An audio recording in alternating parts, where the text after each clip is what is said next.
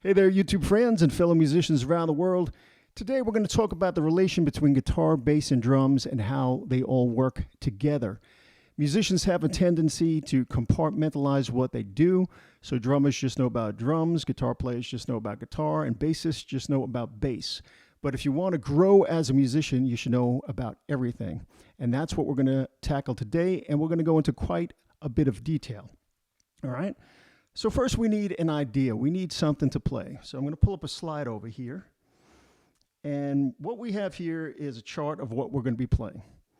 We're going to be playing a 12-bar blues, a 1-4-5 in the key of A. All right? Now we're going to need a groove. We're going to need some drums. All right? So I pulled up a drum notation program. So what you see here, you have a visual of what the drums are going to be playing. And if you look at the notes with the X, that's where the hi-hat is going to be playing, all right? And we want the hi-hat to have a shuffle feel. So the hi-hat, we're going to count 1, a 2, a 3, a 4, a 1, a 2, a 3, a 4, all right? That's going to sound like this.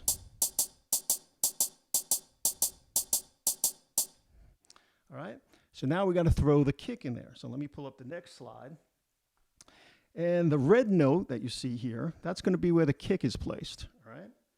So the kick is going to be on the 1 and 2, 1, a 2, a 3, a 4, a 1, a 2, a 3, a 4, all right?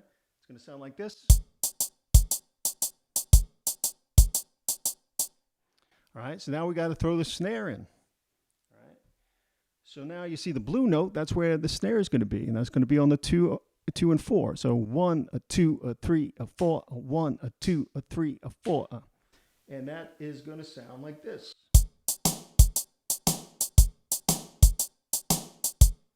All right, so there's our drum beat.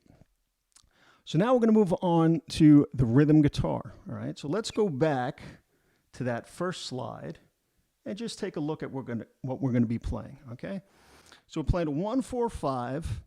And we see that we only have to play 3 chords, all right? So we have an A7, a D9, and an E9. So those are the 3 chords we need to learn, and let's do that right now. Okay, so let's take a look at the slide here. The first chord we're going to play is an A dominant 7th. And the notes are A, E, G, C sharp, E, and A. Play it on the 5th fret over here. It's going to sound like this.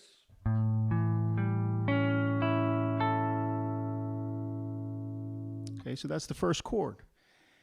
Now let's take a look at the next slide. And that's going to be a D9 chord. We'll play D, F sharp, C, E, A. So that's all right. Now the next chord is going to be an E9, all right? And that's E, G sharp, D, F sharp, B. If we just move that shape a whole step up to the 7th fret,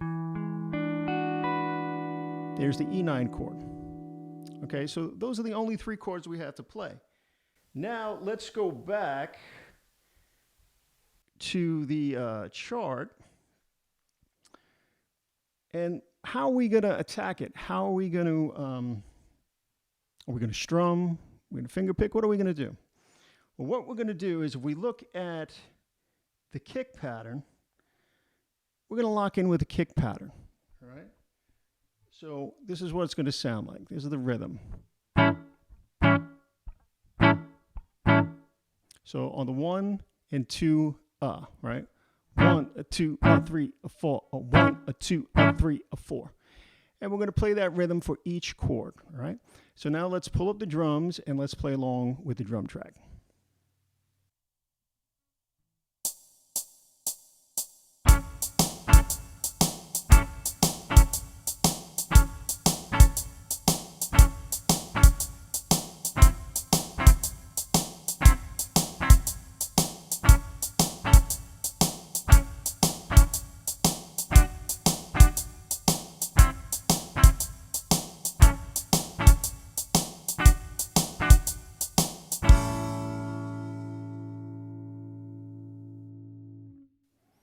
Now we move on to the bass, so we have to come up with a bass line.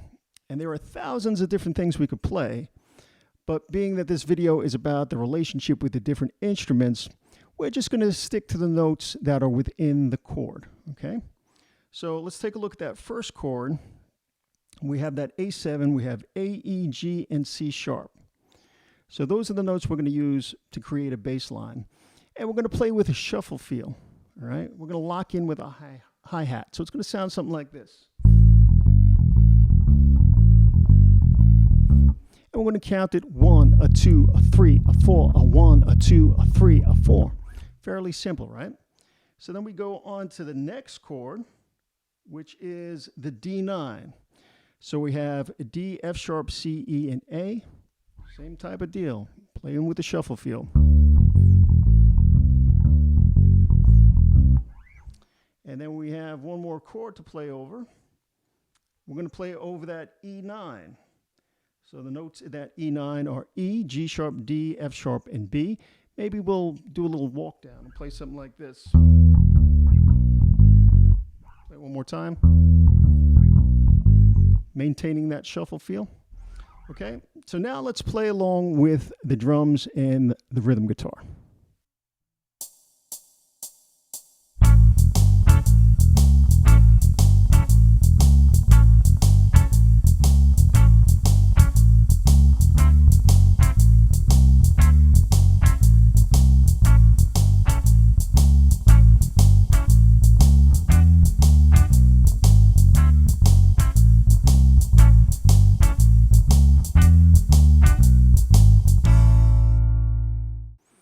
All right, so now we have to come up with a guitar solo, all right?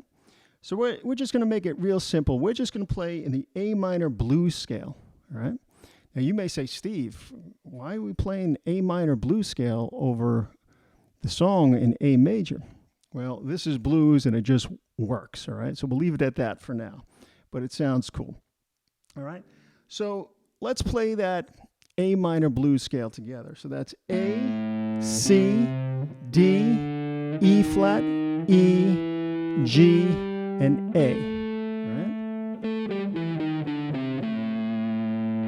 And then let me pull up the next slide over here because we're going to play that scale across all 6 strings. So we'll go up the first octave, and we'll go up another octave. Okay, we're just going to play in that box right there. Now, when you're doing a blues solo, you don't want to play the notes like that. You want to use some vibrato and some string bends. So if we do something like this,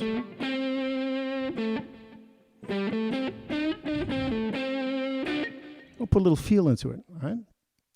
So I'm not going to play anything super complicated, and everything is going to be right within this scale, all right? And this would be, if you're new to guitar and you're, just taking up soloing, this would be a good scale to practice with, all right? So now let's play with the track, and we'll see what we can come up with.